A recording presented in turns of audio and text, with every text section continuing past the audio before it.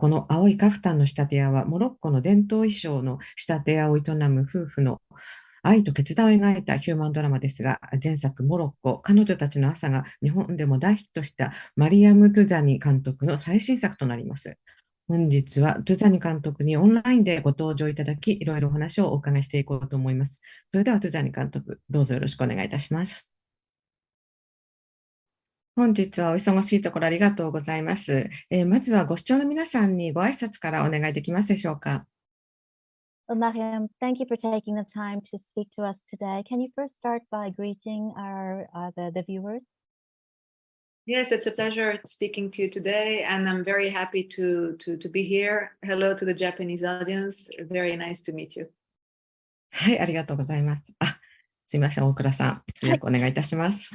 よろしくお願いいたします。日本の皆さんにこうやって見ていただいて大変嬉しく思っています。今日これからお話できるのを楽しみにしております。はい。では早速いろいろお話を私の方からお伺いしていこうと思います。この作品は前作のリサーチ中に美容師さんに会われたというところから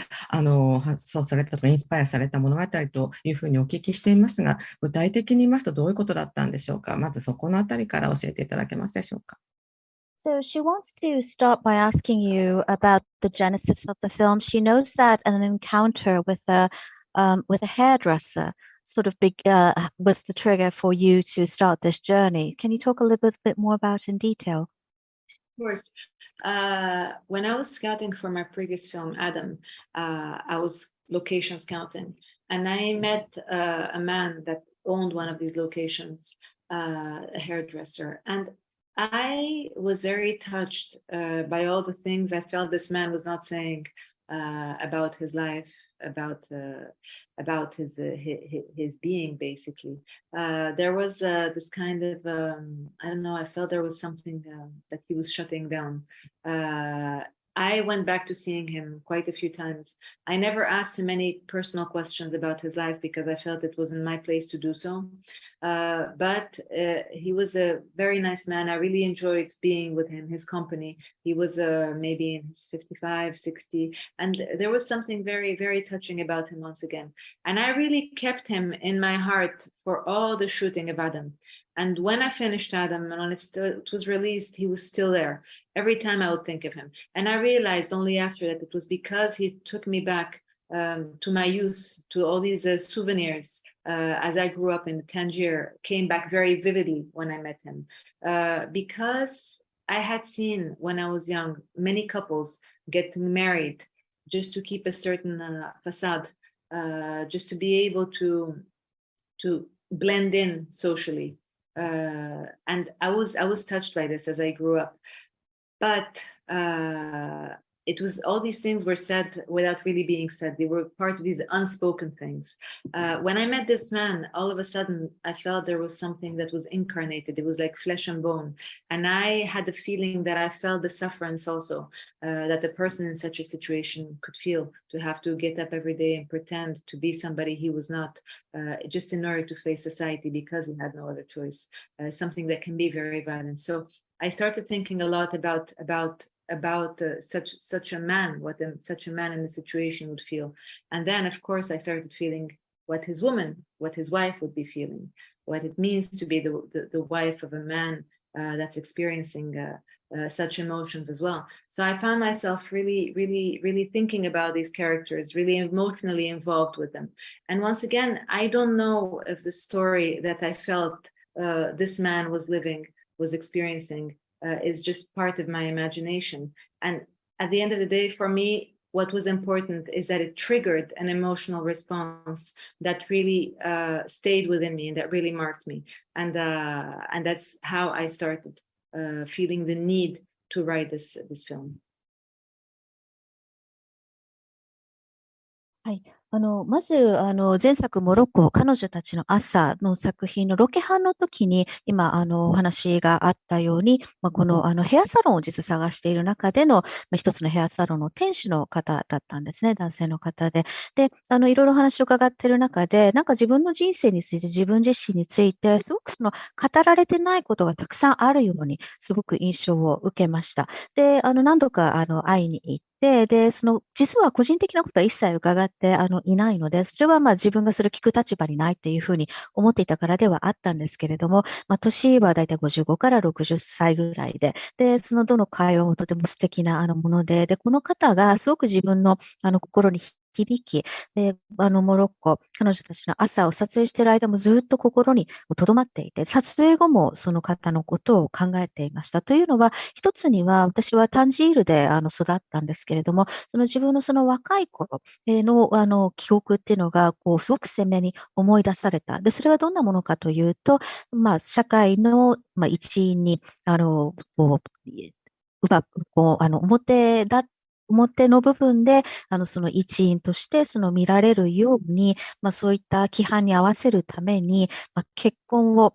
している、そういうカップルが、何組か若い頃会ったことがあったんですね。で、その時、語られてない、部分っていうのがすごくあると。ですから、ごめんなさい。私の方から少し付け加えると、この場合は旦那様が、例えばゲイで、なんだけれど分かった上で、あれを分からずに、そういうふうに、作るために結婚していらっしゃる、そういうカップルが結構、いたっていうのを思い出したんです。で、その方に会った時に、その方自身のお話は全く分からないんですけれども、何か骨と肉、なんかその目の前で、その形になったような、気がして、で、そこから想像し始めたんですよね。そういう、風に生きるっていうことが、どのくらい辛いことか。で、社会の中に毎日向き合うために、全く他の選択がない中で、自分ではない、真の自分ではあることはできない。つまり違った誰かのふりをしなければいけない。そうやって生きることがいかに暴力的かっていうことを考え始め、そして、妻の立場だったらば、どんなその気持ちがするのかっていうことを考え始めたり、そういうその方のと連れ添うっていうことの意味がどういうものなのか、どんな感情を感じるのかっていうようなところから始まりました。なので、この方自体がどんな人生を歩んでいっているのか全くわからないし、私が完全に想像した妄想なのかもしれないんですけれども、彼との出会い、そして会話によって私の中で何か感情的なものっていうのが、感情的な反応を、引き金になったんですね。で、それが何か自分の中に留まって、で、そこで何かこれは、紙に書かなきゃいけない、脚本として起こさなければいけないという気持ちに駆られたっていう感じがスタートです。はい、ありがとうございます。前作、モロッコ、彼女たちの朝では、妊娠した、未婚の女性が、主人公だったわけですけれども、今回は、男性の生きづらさをテーマの一つとしていらっしゃると思います。そして今おっしゃられたように、本来の自分のとは、違ったといいますか、表に出さずに隠して生きていらっしゃる方について考えられたということですけれども、今回、同性愛についても描かれているわけですが、セクシャリティの問題、それは宗教やあと法律などによって、それぞれの国によって、自由度が違うと思うんですけれど、モロッコでは監督が思うに、今どれくらい、こうした自由というものが、特に同性愛、今回は同性愛に関してですけれども、世界中で徐々に自由になってきていると思うんですが、今、モロッコではどのような感じになっているんでしょうか。With Adam, of course, you had a character who was pregnant out of wedlock. In this film, you talk about a man or men who find it very challenging, difficult to live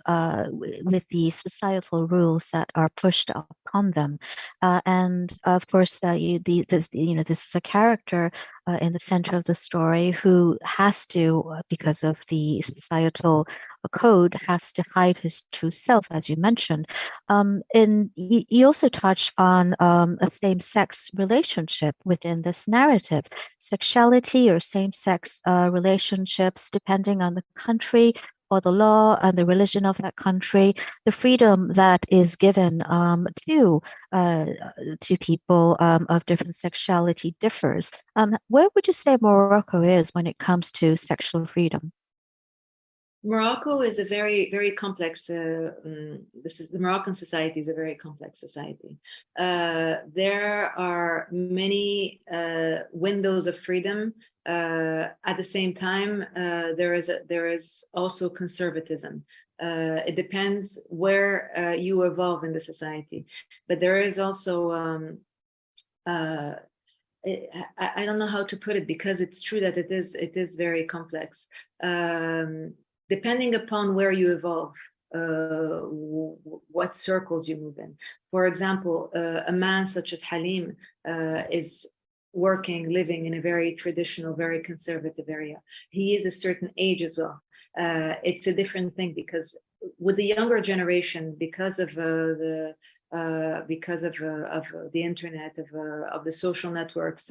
there are more windows of freedom. With the older generation, it's more difficult as well, and depending on, once again, on what are the places you evolve in. But it is not simple at all to openly have a same-sex relationship. That for sure is something that is still very, very complicated, because there is this kind of social taboo. So a lot of things are allowed or okay as long as they are behind closed doors, as long as they're not shown openly or experienced openly. That's why there is all these things that are unspoken. And I think the unspoken has a certain limit, because there is a moment when being too much in a society, in a place where things are unspoken, where you're obliged to hide, can keep you from being happy, from just living your life the way you want to live it, just openly, just from existing openly. For me, is something that is extremely important. So for me, basically, the film is about love in general, about all kinds of love in its many forms. It's a love between this man and his woman, his wife, the love between this wife and her husband, the love between these two men. It's something that's, for me, love is a very complex emotion, and we try to simplify emotions and put them in boxes and draw very clear lines between them. And I think that love is an emotion that transcends all these things, and that refuses to be defined. I believe that love has to be free, that we have to be free to love the way we want to love, who we want to love, regardless of where we live in the world. And it's true that it can be challenging in certain places because of the mentality that sometimes you see in the society, because of the social pressure, more than because of the laws. Sometimes, of course, the laws have to evolve. Of course, the laws have to be changed. But I really believe that what can bring real change is a change in the mentalities, in the perception, and that naturally the laws will have to follow afterwards if this change takes place.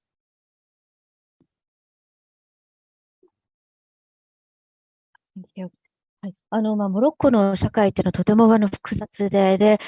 すごくその自由なそのスペースっていうのはたくさんあるんですけど、同時にその保守主義的な考え方というのも根強くまだあって、本当にその社会のどこにいるかっていうところで、その場所であったり、そう生まれ育った環境とか、仲間であったりによって、その自由度っていうのは変わってきます。で、今回の主人公のハリムの場合、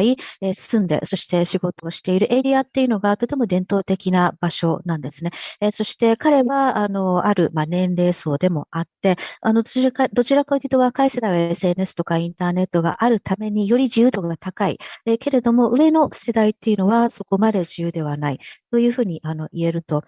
思います。だから本当にどこで暮らしているかっていうことも大きいんですけれども、ただ、やはりオープンな形で、そうやって、例えば同性愛のその関係っていうものを見せる。が持つことっていうのは、やはりタブーとはされていて、で、その裏の方では、その表立っていないところでは、結構、自由に、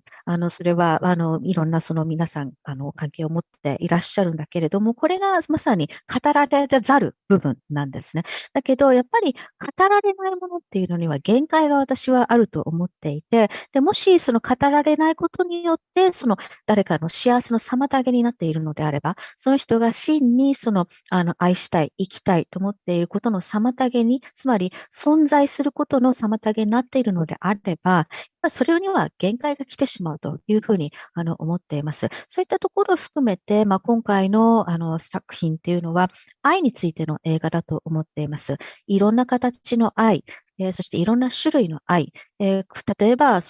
ミナとそしてハリムの間のお互いへの愛、そして男性2人の間にある愛情。で、愛っていうのはまた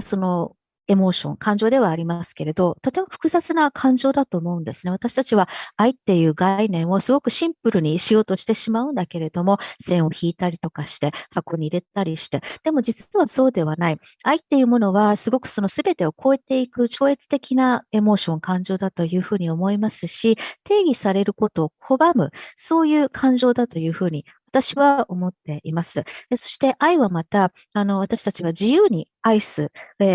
なければいけないと思う愛というものを持つためには、誰を愛するのか、どんな風に愛するのか、世界のどこにいても。そして、でも、タスさんがさっきおっしゃったように、やはり社会のメンタリティによって、それが制限されて、そして生きづらいっていう方は、あるいは場所は世界にたくさんあります。で、どちらかというと、でも、その司法というよりも、その社会的プレッシャーが実は大きいんじゃないかというふうにも思っていて、なので、変化を望むのであれば、まずはそのメンタリティ、ものの見方を変えるところから始まって、そしてそこに法律が追いついていくのかなというふうに思っています。ほど。まさにこの主人公たち3人は、規範を超えていくわけですけれども、みんなは誠実で勇敢な女性で、ハリムを職人として、職人としてこだわりのあるハリムをね、理解して支えて、そして献身的に尽くしますよね。で、2人は固い絆で結ばれています。そこには確実に愛もあるわけですけれども、一方でハリムは、同性愛者であるために、2人はお互いに傷ついてしまう関係でもありますけれども、そうした2人のセクシュアリティの壁を乗り越えて尊厳のある生き方を貫く姿勢に私たちはこの作品を見て大変心を打たれるわけですが、この3人のですね、形式、最後はとても美しい形で3人支え合うわけですけれども、これはある意味結婚というシステムがむしろこういった美しい関係を阻む、壁になっているのではないかとすら思いますけど、こういうあのシステムに関して、結婚というシステムに関してはどのように思われるんでしょうか。And of course, as you mentioned, we see these three incredible characters break that social norm. And we see Mina and see a very sincere and brave woman who decides to support fully and always has been devoted to her partner Halim and his work as an artisan. And they, as you mentioned, are bound by this very strong bond. But of course, at the same time, Halim is gay. And so in a way, their relationship also hurts, both of them, because of that.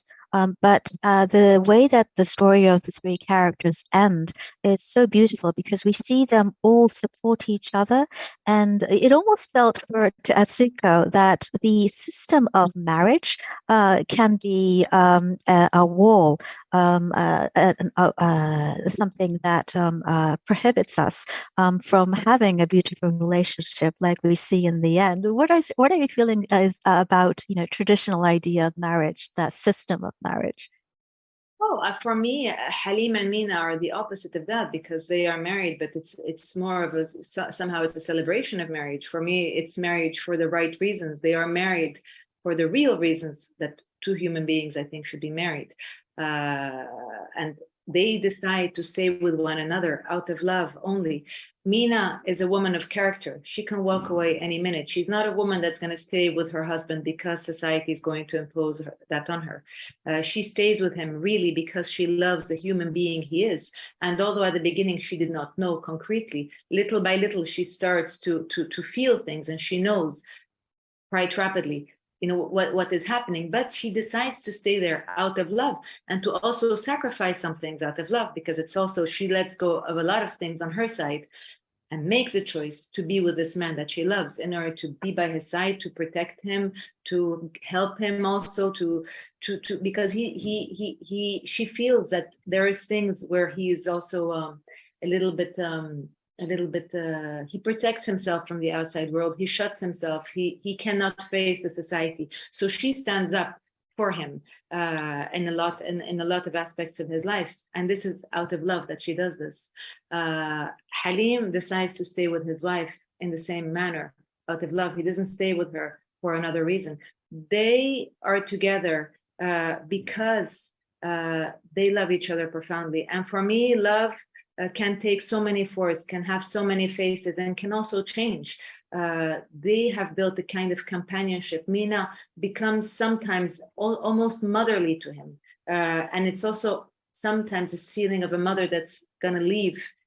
her child behind her, but that she experiences as her death is approaching. Because there's also this motherly love that has come into this relationship. And that's, I think, the beauty and complexity of love, is that it can be so vast, so broad. It can really escape definitions or expectations. And for me, this is a beautiful marriage based on this. And it's true that it is painful for him and for her, but at the same time, they are there because they choose to be there, and they have found a certain harmony, a certain balance, and together they exist, and together they also protect themselves and protect each other from all those things that hurt them from the outside.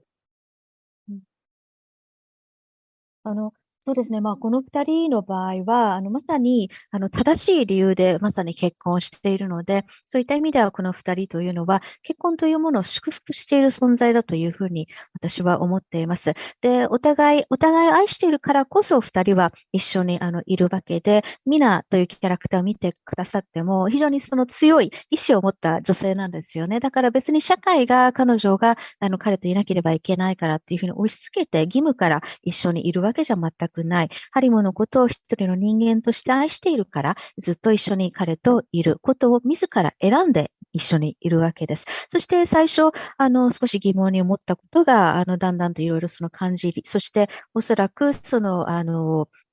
彼の思考というものを知り、でも彼女はそれをに触れないということを選択するわけです。そして彼とそのことを知った上で残るのも彼女がする選択の一つですし、また彼を守り、そして助けたいというふうにも考える。で、ハリムはある意味自分自身をちょっと世界から閉ざしてしまっているところがあって、その社会と向き合えないそういうキャラクターでもあります。で、そういうところ、そういう場面では、彼女が逆に立ち上がって、彼の代わりにその社会と相対する。そういう彼女っていうのは、本当にハリムのことを心から愛しているわけですよね。で、彼もまた彼女のことを深く愛していて、で、本当にそこにあるのは、介在しているのは愛。さっき言ったみたいに愛っていうのはいろんな顔を持っていると思いますし、また変化していくものでもあると思うので、この二人で面白いのは、途中で彼女の彼に対する愛情に母が子供を愛するようなそういう愛っていうのが混じってくるところなんですよね。で、その愛っていうのは幅広く、そして本当にいろんな形の定義ができないものが愛だというふうに思うんだけれども、そういったものが二人の間には間違いなくあって、もちろん辛いこともあるけれども、二人は二人の間でうまくいくバランスと調和っていうのを見つけて、そして二人として存在しており、外側から自分たちをお互いに守ってもいる、そういう二人だと思います。I'd just like to add one thing. For me, Halim and Mina redefine their love. And that's what I consider beautiful as well, is that they can transcend so many things through love and can redefine their love as they advance together in life. And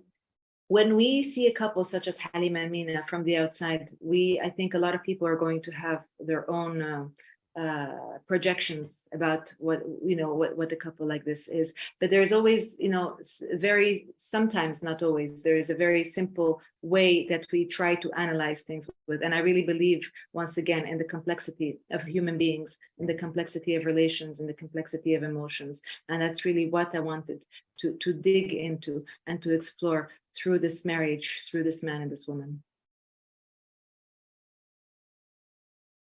そしてですね、この二人は、愛っていうものを、再定義することができたんだというふうに思うんですね。で、たくさんのものを二人は超えていくことができた人生を生きながら、そこがこの二人の美しいところだというふうにも思っています。で、この二人を見たときに、多分その人によって、自分を多分投影してみると思うので、その見方がいろいろ変わってくると思うんですけれど、やっぱり愛っていうのは、さっきも言ったように、シンプルに私たちは語りがちだけれども、実はそうではない。人間も人間関係も我々の感情もとても複雑なもので、その部分を掘り下げたいというふうに思ったし、この二人の結婚の、そういった側面というものに、今回は描いていると思っています。ありがとうございます。メインのモチーフとなっているカフタについてもお聞きしたいと思います。アラブ諸国の伝統的な民族衣装として私たちは知っているわけですけれども、モロッコでは今カフタンはどのように用いられているのでしょうか。そしてこのカフタンの仕立て屋を舞台にするというアイデアはどこから来ているんでしょうか。We of course want to ask about the kaftan because it's such a big part of this story. We of course know it as a ethnic garment that is traditional to the Arabic countries. But for Morocco, how are kaftans used nowadays? That's question one. And question two, where did the idea to have the main character be a tailor of a kaftan come from? Mm-hmm. The kaftan is a Moroccan traditional garment that has existed for centuries. The kaftan is a garment that is worn in celebrations. This women's kaftans are worn in celebrations and weddings and births and festivities. So it's generally a festive garment that you wear. It is carrying a beautiful ancestral tradition that which is the one that you see in the film of it's called Khidmat Ma'alim by these master tailors, and it's this embroidery that takes months and months and a lot of implication, a very personal bond that is created between the person that creates the kaftan and the actual kaftan. In my point of view, that is extremely, extremely precious and charged symbolically by all the history it transmits, and also by all that individual person has put into the creation of these garments. I'm sorry, but I forgot the second question. So how are kaftans worn or used nowadays in Moroccan society? Yes, I mean they're used in weddings. They're used, like I was saying, in celebrations. They're really a festive garment. But through this kaftan, I mean, this kaftan came to existence in the film for reasons that I was unconscious of at the beginning. And I've already spoken about this before, and it's very important for me. I grew up seeing my mother wearing this beautiful kaftan throughout my childhood, throughout my adolescence, my youth. She always used to, she had a lot of kaftans, but there's this one particular one that she would take out on the big occasions. And it's exactly the same as the one you see in the film, except that it's black. And I was always fascinated by it. And I'd see her go off to weddings, for example, on Drive of the Day, I would be able to wear that kaftan myself. The day it would fit me because I was a little girl and I would try it on. It was still too big and it was still too long. And the day that she actually gave it to me and I wore it, I remember the look in her eyes and in my father's eyes. And it was something very beautiful that I felt because I really felt the transmission. I really felt, as if I was wearing a part of my mom's souvenirs of all these places she had been, things that she had felt. It was something that was very close to her heart and that became suddenly very charged emotionally when I wore it. And then there is also the work that came with this kaftan because she always explained to me how it was made, the hours and hours it had taken the master tailor to make it, all the investment, the personal investment, all the love with which a kaftan like this has to be made. And I just felt like the part of the soul of this artisan was also in the fabric now. So it was emotionally a very charged item. And when I found out a few years later that this was a dying craft, that artisans like Halim were disappearing because they were being replaced by machines that did a work that looked, when you just saw it with your eyes, identical, and that little by little, artisans like these were not being able to transmit the craft. I spent a lot of time with artisans. Some of them told me with tears in their eyes that for 15, 20 years, they were not finding any young apprentices anymore because nobody wanted to learn the craft because it was not interesting for them anymore. They weren't making money out of it. And that they would go off to sell something in the market, anything, but just to make a living. I remember one tailor telling me that he would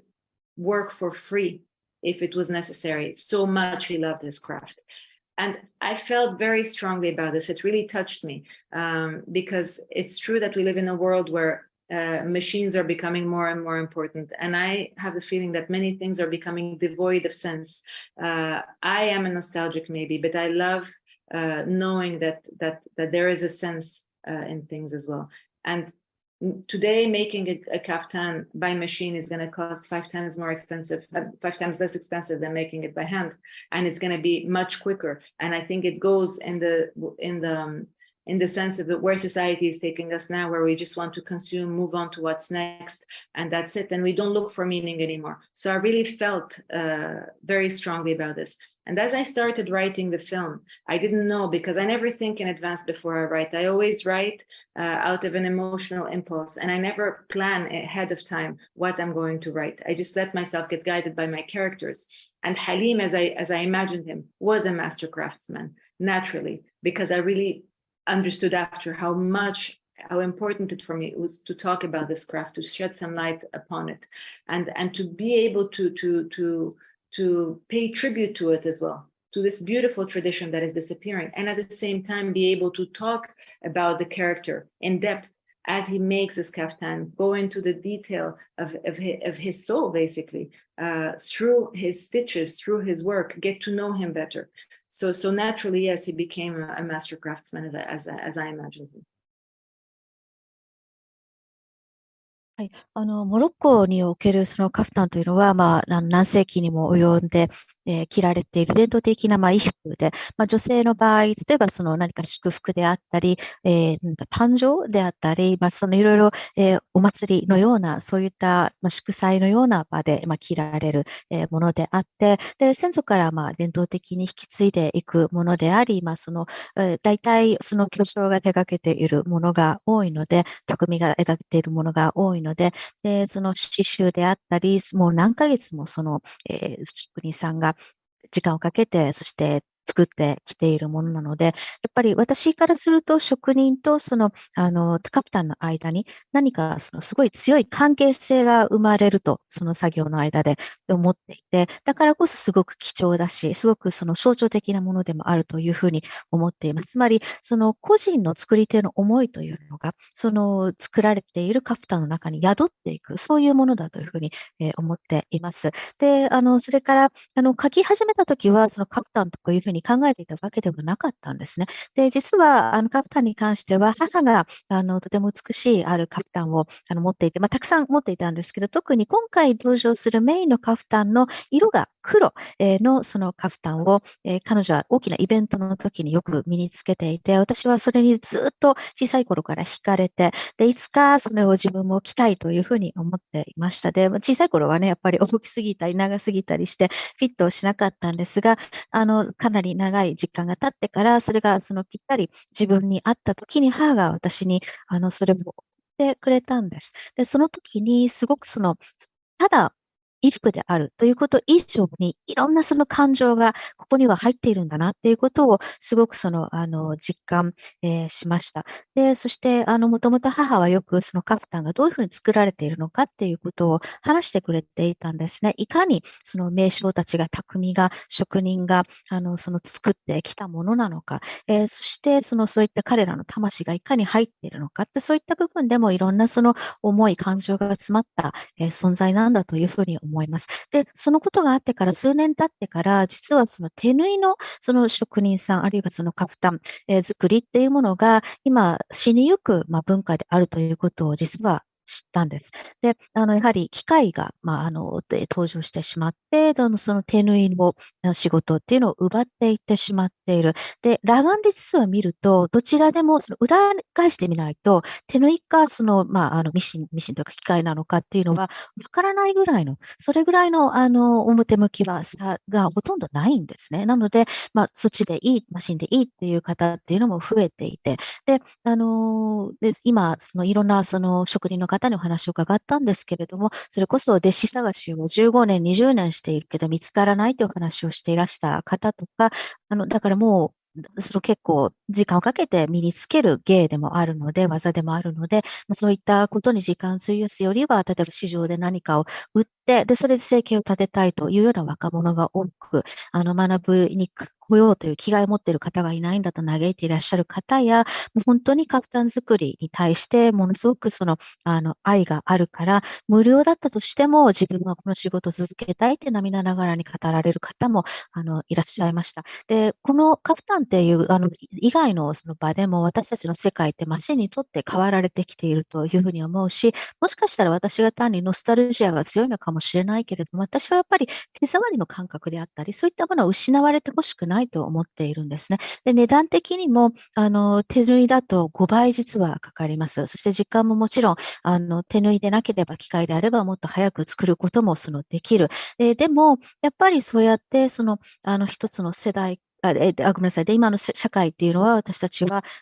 消費を次から次へとしていくことに慣れてきてしまって、そこに意味を求めなくなってしまっている。で、そこがすごく残念だと思うし、そういう強い思いもあって、こういう設定になっています。ただ、私は脚本を書き始めるときというのは、あまりプランをしないんです。考えをもともとこういうものをしようって思わないんですね。で、完全に感情的な衝動から書き始め、そして生まれてきたキャラクターに導かれるように物語を書いていきます。で、そんな中で自然にこの、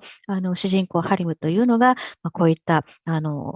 名称、職人、に、なったわけなんです。それは今お話しした自分のその経験があったからと、それからこの消えゆく美しき伝統に対して自分がオマージュを捧げたいという強い思いがあったから。で、この映画の中では彼が例えば人縫いをする、その指のディテールの追っていく中で、彼のその魂の中に入り込んでいけるような、そんな映画に、あるいはそういう描写になっていれば嬉しいです。最後に、お時間もなくなってきてしまったので、最後に一つだけまたお伺いしたいと思います。このハリムが仕立てて、そしてみんなが最終的に、着ることになったカフタン、大変青い色です。大変美しい色なんですけれども、この青というのは、海をイメージさせるとも言えます。海は寛容さの象徴でしょうか。そして、サレという町を選んだのも、海辺であるというその理由からなのでしょうか。So running out of time, Miriam, so perhaps the last question would be about the color blue, which of course is the color of the kaftan that Halim is creating throughout the film, which we see Mina is sent often, and it's an incredibly stunning color, which also reminds us of the sea. And with regards to the sea, she was wondering whether the ocean can be interpreted as a symbol of tolerance. And perhaps you decided to set it in Saleh because it's a seaside town. I definitely, one of the reasons that led me to setting the film in Saleh is the proximity to the sea in the Medina. You're in the Medina. You don't necessarily see the Medina. You smell the Medina. I'm sorry, the sea. We can retake that. You're in Saleh, basically. And the Medina is very close to the sea, but you don't necessarily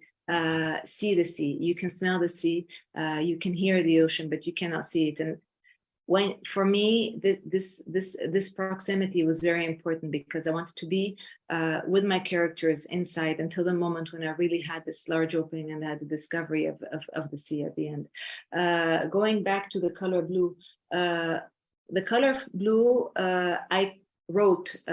instinctively. For me, from the very start, this kaftan was this rich petroleum blue. That is a color that provokes an emotional response in me. I had a very hard time finding this color. I realized that once I had written the film that there was this particular blue that I was looking for, and I really looked for months. I had hundreds of little pieces of blue fabric all over my house that I used to carry around everywhere, but I still hadn't found my blue. So it took me a long time to find the blue that I was looking for, a blue that would react somehow like the ocean, where there would be some green, where there would be all these different nuances. I really wanted the nuance. I wanted it to be darker at times, lighter at times, to be able to have this effect of like waves in the ocean at times. And for me, the blue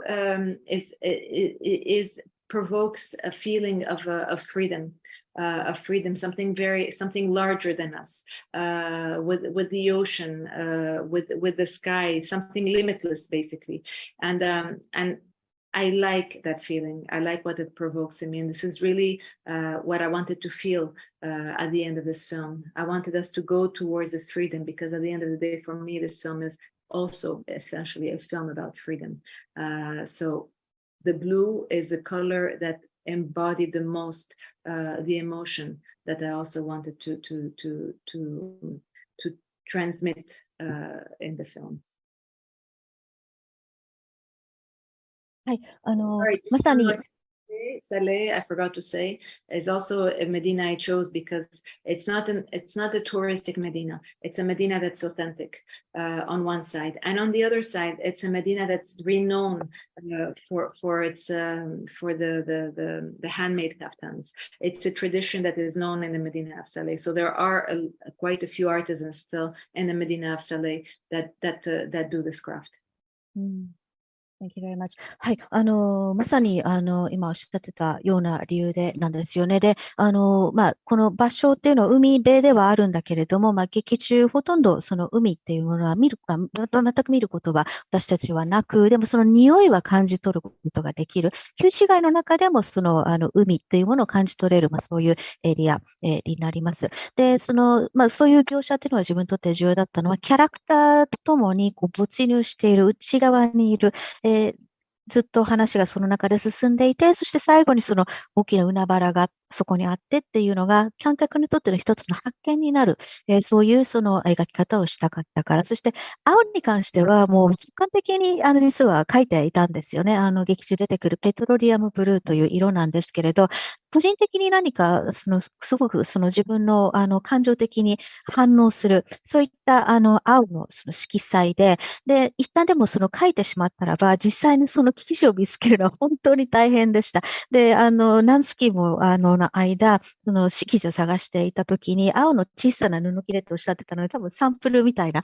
ものをずっとこうテクニックで持ち歩いていたぐらいなんですね。で、この青は、その海のように緑も少し感じられたり、いろんなニュアンスを持つような色にした方、時にはダーク、時にはその明るく、そして波のような、波状のような、そういったその印象も持てるようなもの、そして象徴するものとしては自由というイメージが自分の中には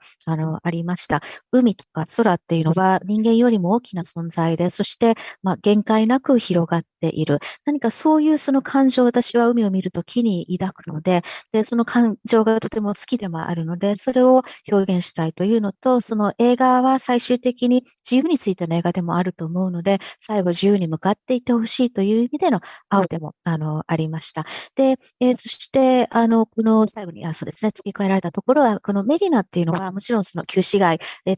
観光でよく皆さん行く場所でもあるんですよね。でも、観光でその行かないその顔の部分というのも、描きたかったし、実際にその手縫いのカフタン職人さんがまだたくさんというか、まだある程度の数がいらっしゃる、そういう地域でもサレがあるというのが、それを選んだ理由でもあります。ありがとうございます。予定時間を超過して丁寧にお答えいただきまして大変ありがとうございます。それでは最後に改めまして一言、視聴者の皆さんにメッセージをお願いいたします。Well, thank you very much for sharing all of that. So that was our last question. Before you go, can you give a greeting to the audience? Yes, of course. No, thank you for allowing me also to share this with you. And I'd like to say hello to the audience. I am very, very happy to be able to share the film with you. Thrilled that it's screening in Japan, and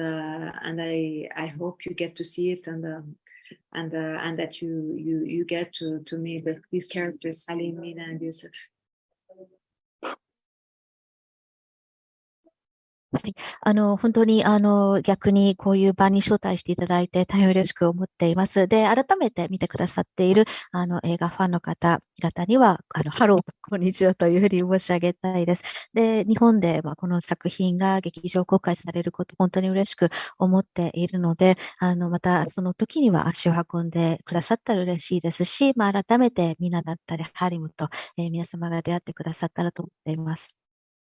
はい。マリヤム・トゥザニ監督、本日は貴重なお話をありがとうございました。映画、青いカフタンの仕立て屋は6月16日金曜日より、ヒューマントラストシネマ有楽町、新宿武蔵野館ほか全国公開となります。通訳の大倉さんもありがとうございました。ご視聴の皆さんも本日はありがとうございました。それではさようなら。